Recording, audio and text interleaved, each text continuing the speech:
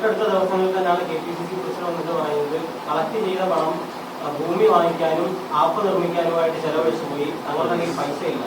അപ്പോൾ V D Satheesan പക്ഷെ അപ്പോഴും പറഞ്ഞത് അവിടെ നിൽക്കുകയാണ്, വീട് നിർമ്മാണം ആരംഭിച്ചു എന്നുള്ളത്. ഞാൻ അദ്ദേഹം ഒരു കബളിപ്പിക്കലുമില്ല. ഞങ്ങൾ പറഞ്ഞ കാര്യം ഞങ്ങൾ നടപ്പാക്കും. പിന്നെ ഗവൺമെൻറ് ഞാനാണ് ആദ്യം MLA എന്ന നിലയിൽ ഞാനാണ് പറഞ്ഞത് ഫണ്ട് MLA എൻ്റെ 1 മാസത്തെ ശമ്പളം കൊടുത്തു. ഞാനത് പറഞ്ഞ ശേഷമാണ് മറ്റ് MLA മാർ കൊടുത്തത്.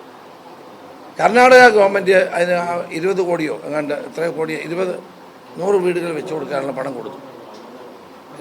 അവർ പണം കൊടുത്തു. കർണാടക ഗവൺമെൻറ്, കേരളത്തിലെ ജനങ്ങളൊക്കെ പണം കൊടുത്തു. അപ്പോൾ ഗവൺമെൻറ് തന്നെ 1.5 വർഷം എടുത്തു സ്ഥലം കണ്ടെത്താൻ. 1 വർഷമോ 1.25 വർഷം എടുത്തു. ഞങ്ങൾക്ക് സ്ഥലം തരുമെന്നായിരുന്നു ആദ്യത്തെ പ്രതീക്ഷ. പക്ഷെ സ്ഥലം കണ്ടെത്തിയില്ല.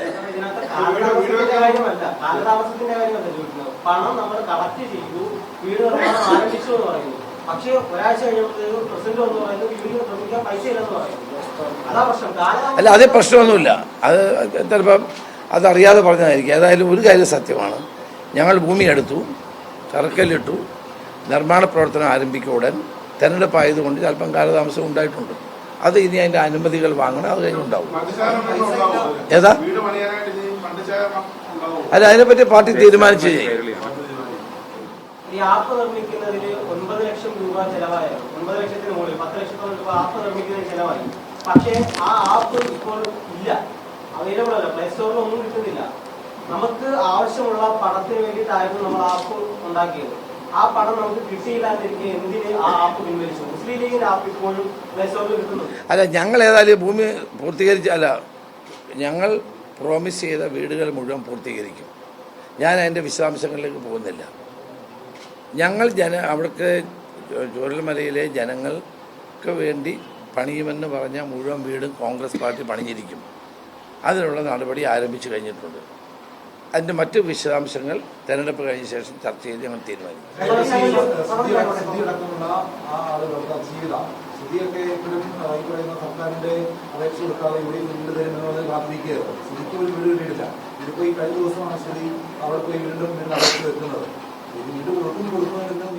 അല്ല, നീണ്ടുപോയതിൻ്റെ കാര്യം ഞാൻ പറഞ്ഞല്ലോ.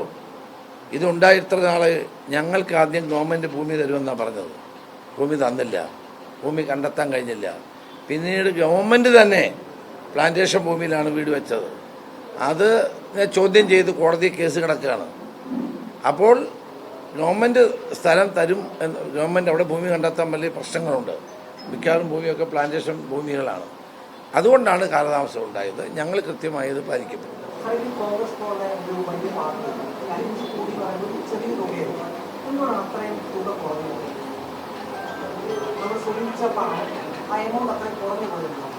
കോൺഗ്രസ് ഒരു പാവപ്പെട്ട പാർട്ടിയല്ല. എന്തെങ്കിലും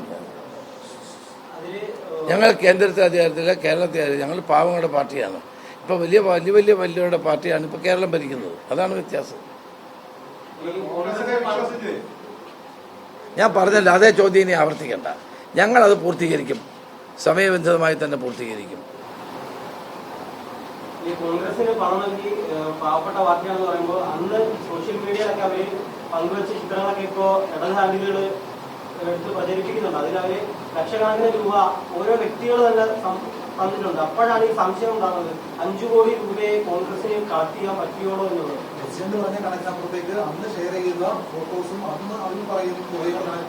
KPCC പ്രസിഡന്റ് പറഞ്ഞതിനപ്പുറം ഒരു അഭിപ്രായത്തിൽ പറയേണ്ട കാര്യമില്ല. അദ്ദേഹം കണക്കുകളുടെ അടിസ്ഥാനത്തിൽ പറഞ്ഞതാണ്. വളരെ വ്യക്തമായി കിട്ടിയ പണത്തെപ്പറ്റി പറഞ്ഞു, ചെലവാക്കിയ പണത്തെപ്പറ്റി പറഞ്ഞു. പിന്നെ നിങ്ങൾക്ക് ആർക്കെങ്കിലും പൈസ തരാൻ താല്പര്യമുണ്ടെങ്കിൽ ആപ്പ് വേണേൽ പുനഃസ്ഥാപിക്കാം.